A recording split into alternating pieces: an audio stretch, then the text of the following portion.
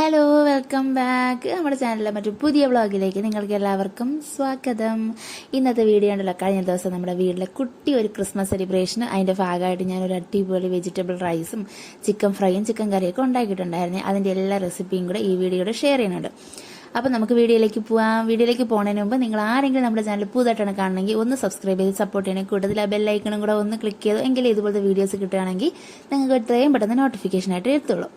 അപ്പോൾ അന്ന് ഞാൻ രാവിലെ തന്നെ നമ്മുടെ ക്രിസ്മസ് ദിവസത്തിന് അന്ന് രാവിലെ ഉറക്കമൊക്കെ കഴിച്ചു. ആദ്യം നമ്മുടെ കിച്ചണിൽ രാവിലത്തെ ബ്രേക്ക്ഫാസ്റ്റിൻ്റെ കാര്യങ്ങളൊക്കെ കഴിഞ്ഞ ശേഷമാണ് ഉച്ചയ്ക്കെത്തിക്കുള്ള സംഭവങ്ങളൊക്കെ തുടങ്ങി വെച്ചത്.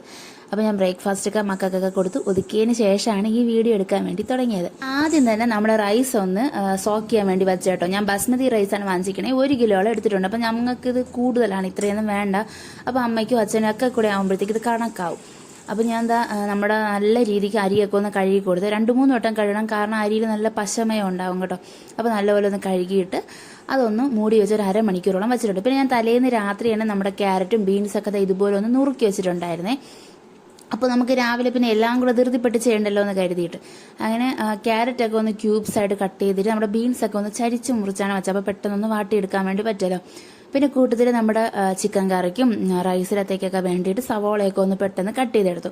കാരണം ഞാൻ ചെറിയുള്ളി മാടിക്കാൻ വേണ്ടിയിട്ട് മറന്നിട്ടുണ്ടായിരുന്നു. അതുകൊണ്ടിട്ട് നമ്മുടെ സവാളയിലാണ് സംഭവങ്ങളെല്ലാം കുക്ക് ചെയ്യാൻ വേണ്ടി പോകണം. അപ്പോൾ ഒരു കൊട്ട സവാള വേണമായിരുന്നു, അത്രയും ഞാൻ കട്ട് ചെയ്തെടുത്തു.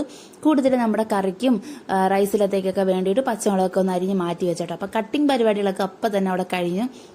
അപ്പോൾ നിങ്ങളൊക്കെ കുക്ക് ചെയ്യുമ്പോൾ ആദ്യം നമ്മുടെ കട്ടിങ് പരിപാടി ഫുൾ എന്തൊക്കെ ഉണ്ടാക്കണോ അതിനെല്ലാം കൂടെ ഒരുമിച്ച് കട്ട് ചെയ്ത് മാറ്റി വെക്കുകയാണെന്നുണ്ടെങ്കിൽ പിന്നെ നമുക്ക് എളുപ്പമായിട്ട് പെട്ടെന്ന് ഓരോന്നായിട്ട് കുക്ക് ചെയ്തെടുക്കാന്നുള്ളതേ ഉള്ളൂ കേട്ടോ. പിന്നെ അതിൻ്റെ കൂട്ടത്തിൽ തന്നെ നമ്മുടെ അരി അരമണിക്കൂറോളം ആയിട്ടുണ്ടായിരുന്നു, അതൊന്ന് വെള്ളം വരാൻ വേണ്ടി മാറ്റി വെച്ചു. കൂടുതൽ ജിഞ്ചർ ഗാർലിക് പേസ്റ്റൊക്കെ ഒന്ന് അരച്ചെടുത്തിട്ടുണ്ടായിരുന്നേ. പിന്നെ ഞാൻ 2 കോഴിയായിട്ടാണ് വാങ്ങിച്ചത്. ഒന്ന് നമ്മുടെ ചിക്കൻ കറിക്ക് വേണ്ടിയിട്ടും ഒന്ന് ചിക്കൻ ഫ്രൈ വേണമെന്ന് പറഞ്ഞിട്ട് മക്കൾ. അപ്പോൾ അവർക്ക് വേണ്ടിയിട്ട് ലെഗ് പീസും ബ്രസ്റ്റ് പീസൊക്കെ ആയിട്ട് വലിയ പീസസ് ആയിട്ട് കട്ട് ചെയ്ത് ഒരു കോഴി മേടിച്ചിട്ടുണ്ടായിരുന്നു. അങ്ങനെ ആദ്യം ഞാൻ ഫ്രൈക്ക് വേണ്ടിയിട്ട് മുളകും നമ്മുടെ മല്ലിപ്പൊടി, മഞ്ഞൾപ്പൊടി, ഗരം മസാല, ഉപ്പ്, കുരുമുളക്, പിന്നെ ലേശം തൈര് കേട്ടോ, പിന്നെ കറിവേപ്പിലയും കൂടി ഇട്ട് നല്ല രീതിക്ക് ഒന്ന് വിരകി മാറ്റി വെച്ചു. അപ്പോൾ ഇതൊരു നമ്മുടെ ബാക്കി സംഭവങ്ങളൊക്കെ കുക്ക് ചെയ്ത് വരണ നേരം വരെ നമ്മുടെ ചിക്കനിന് നല്ല രീതിക്ക് മസാലയൊക്കെ പിടിച്ച് സോഫ്റ്റ് ആയിട്ടിരിക്കുമല്ലോ. അങ്ങനെ അതൊന്ന് വിരകി ഒന്ന് അടച്ചു വെച്ചേട്ടോ. അപ്പോൾ ഇനി അടുത്ത് നമുക്ക് ബാക്കി പരിപാടി ചെയ്യണവരെ അത് അവിടെ അങ്ങിരുന്നോളൂ. എന്നിട്ട് ഞാൻ നേരെ നമ്മുടെ റൈസ് കുക്ക് ചെയ്യാൻ വേണ്ടിയിട്ട് ഇതുപോലത്തെ ഒരു വലിയ അണ്ടാവ് എടുത്തോട്ടെ. ഈ പാത്രത്തിലേ നമുക്ക് 1 കിലോ അരിയോ 1.5 കിലോ അരി വരെ നിൽക്കുള്ളൂ. അതുകൊണ്ട് ഞാൻ വലിയ പാത്രം നോക്കിയെടുത്ത് എന്നിട്ട് അതിലേക്ക് ലേശം വെളിച്ചെണ്ണയും പിന്നെ നമ്മുടെ നെയ്യ് ഉണ്ടല്ലോ അതും ഇട്ട് കൊടുത്തിട്ടുണ്ട്. അതിലേക്ക് പിന്നെ ബേ ലീഫ്, ഗ്രാമ്പൂ, പട്ട, ഏലക്ക, പിന്നെ കരയാമ്പൂ, ഈ സംഭവങ്ങളൊക്കെ ഉണ്ടല്ലോ അതൊക്കെ കൂടെ ഒന്നിട്ട് ചെറുതായിട്ടൊന്ന് ചൂടാക്കിയെടുത്തു. ഒരുപാട് അങ്ങ് മൂപ്പിച്ചെടുക്കരുത്, ചെറുതായിട്ടൊന്ന് സോർട്ട് ചെയ്തെടുത്തിട്ട് നമുക്ക് പിന്നെ ഇതിലേക്ക് കട്ട് ചെയ്ത് വെച്ചിരിക്കുന്ന നമ്മുടെ ക്യാരറ്റ്, ബീൻസും സവോളയും പച്ചമുളകൊക്കെ കൂടെ ഒന്ന് ചേർത്ത് ഉപ്പിട്ട് നല്ല രീതിക്ക് ഒന്ന് വഴറ്റി കൊടുക്കാം. ഒരുപാട് അങ്ങ് സോർട്ട് ചെയ്തേണ്ട ആവശ്യമൊന്നുമില്ല, ചെറുതായിട്ടൊന്ന് വഴറ്റിയെടുത്താൽ മതി. എന്നിട്ട് നമുക്ക് അതേ നേരം കൊണ്ട് തന്നെ ചിക്കൻ കറിക്കുള്ളത് ഇപ്പോഴത്തെ അടുപ്പിലേക്ക് അങ്ങ് വച്ചു കൊടുക്കാം, കാരണം സമയം ഒരുപാട് ലേറ്റായിപ്പോയി.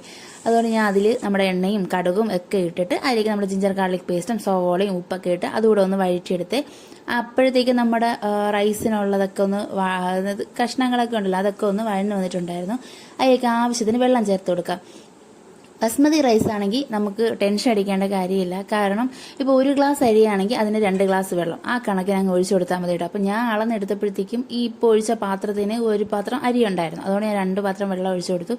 അത് നല്ല കണക്കായിരുന്നേ. അതിനിടയ്ക്ക് എൻ്റെ കുക്ക് ബാവ എനിക്ക് തലയിൽ വെക്കാൻ വേണ്ടി ഒരു പൂ പറിച്ചുകൊണ്ട് വന്നതാണ്ടോ. ഇടയ്ക്കിടയ്ക്കൊക്കെ ഇതുപോലെ പൂ പറിച്ചുകൊണ്ട് വരും. അപ്പം ഞാൻ അത് വെച്ച് കാണുമ്പോൾ അവനൊരു സന്തോഷം.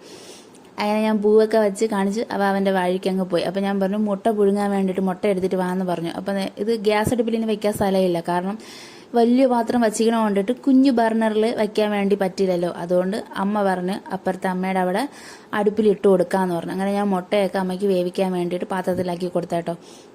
അപ്പോഴത്തേക്കും നമ്മുടെ ചോറിൻ്റെ വെള്ളം തിളച്ചു. അങ്ങനെ നമ്മുടെ അരിയൊക്കെ ഇട്ടിട്ട് ലേശം ഉപ്പൂടെ ഇട്ട് കൊടുത്തിട്ടുണ്ട്. കാരണം എപ്പോഴും ഉപ്പിടുമ്പോഴത്തേക്കും ഒന്ന് ശ്രദ്ധിച്ചോളണം, കാരണം നമ്മൾ ഈ റൈസൊക്കെ ഉണ്ടാക്കുമ്പോൾ നമുക്ക് ഉപ്പ് അയ്യോ കൂടിപ്പോയോ എന്നൊരു തോന്നലുണ്ടാകണം. അപ്പോഴായിരിക്കും നമ്മുടെ റൈസിലൊക്കെ ഉപ്പ് കണക്കായിട്ട് പിടിക്കുക.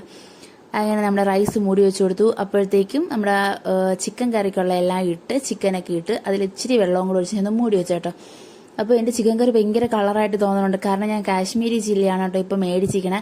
അപ്പോൾ അതായതുകൊണ്ട് ഇച്ചിരി ഇടുമ്പോഴത്തേക്കും നല്ല കളർ തോന്നിക്കും. ഞങ്ങൾക്ക് ഇവിടെ എരിവ് വേണ്ട, കളർ ഇച്ചിരി കൂടി നിന്നാൽ മതി കേട്ടോ. അതുകൊണ്ട് ഞാൻ നമ്മുടെ കാശ്മീരി മുളക് പൊടിയാണ് ഇപ്പോൾ മേടിച്ച് വെച്ചിരിക്കണേ. അപ്പം നമ്മുടെ കറിയൊക്കെ മൂടി വെച്ചു. പിന്നെ ചോറ് റെഡിയായി. അതിലേക്ക് അണ്ടിപ്പരിപ്പ് മുന്തിരിയൊക്കെ വറുത്തിട്ടു. പിന്നെ പപ്പടമൊക്കെ ഒന്ന് കാച്ചിയൊക്കെ റെഡിയാക്കി വെച്ചു. കാരണം പപ്പടം കാച്ചിയാൽ പിന്നെ ആ എണ്ണ വെറുതെ വേസ്റ്റ് ആവുമല്ലോ. അതുകൊണ്ടിട്ട് പപ്പടം കാച്ചി അതേ എണ്ണയിൽ തന്നെ നമുക്ക് ചിക്കൻ കൂടെ വറുത്ത് കോരാമെന്ന് പറഞ്ഞ് ആദ്യം ഞാൻ പപ്പടം ഒന്ന് വറുത്ത് കോരിയതിന് ശേഷം അതിലേക്ക് ചിക്കനൊക്കെ മാരിനേറ്റ് ചെയ്ത് വെച്ചതിനൊക്കെ ഇട്ട് കൊടുത്തു. അപ്പോഴത്തേക്കും നമ്മുടെ ചിക്കൻ കറി റെഡിയായി, ചിക്കൻ ഫ്രൈ റെഡിയായി. കണ്ടോ, ചിക്കൻ ഫ്രൈ നല്ല ടേസ്റ്റായിരുന്നു കേട്ടോ. തൈരൊക്കെ ഇടുമ്പോഴത്തേക്ക് ഒരു പ്രത്യേക ടേസ്റ്റാണ് നമ്മുടെ ചിക്കൻ ഫ്രൈക്ക്. അങ്ങനെ നമ്മളെ കുക്കിംഗ് കാര്യങ്ങളൊക്കെ കഴിഞ്ഞു കേട്ടോ. അങ്ങനെ ഞാൻ ചിക്കനൊക്കെ വറുത്ത് കോരി ഒന്ന് മാറ്റി വെച്ചു. മോനെ ലെഗ് പീസ് വേണമെന്ന് പറഞ്ഞുകൊണ്ട് ഞാൻ അത് 2-3 പീസ് അവന് വേണ്ടിയിട്ട് മാറ്റി വെച്ചിട്ടുണ്ടായിരുന്നേ.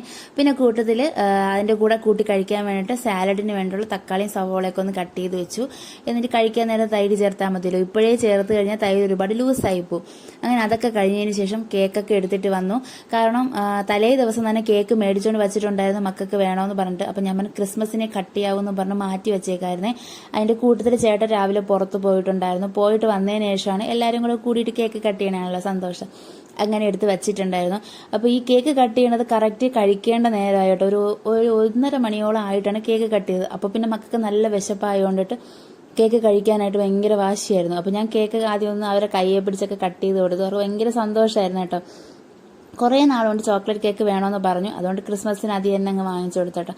ഇതുപോലെ ക്രിസ്മസോ ഇല്ലെങ്കിൽ എപ്പോഴെങ്കിലും ബർത്ത്ഡേ ഒക്കെ വരുമ്പോൾ മാത്രമല്ലേ കേക്ക് മേടിക്കുള്ളൂ. അങ്ങനെ എല്ലാവരും നമ്മൾ കേക്കൊക്കെ മുറിച്ച് കഴിച്ചു.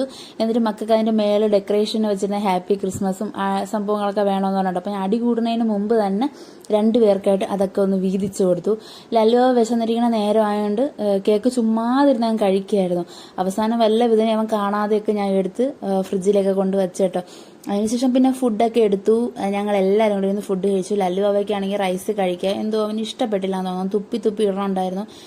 അവന് ചോറ് കുഴച്ച് കൊടുക്കാനാണ് ഇഷ്ടം. അവന് അങ്ങനെ പിന്നെ ഞാൻ ചോറൊക്കെ വെച്ച് കൊടുത്തു. അപ്പോൾ ഇത്രയേ ഉള്ളൂ കേട്ടോ നമ്മുടെ ഇന്നത്തെ വീഡിയോ. അപ്പോൾ വീഡിയോ ഇഷ്ടമായി നമ്മുടെ ചാനൽ ലൈക്ക് ചെയ്ത് സപ്പോർട്ട് ചെയ്യുക. അപ്പോൾ അത്രയേ ഉള്ളൂ. അടുത്ത വീഡിയോ കാണാം. Tata bye bye.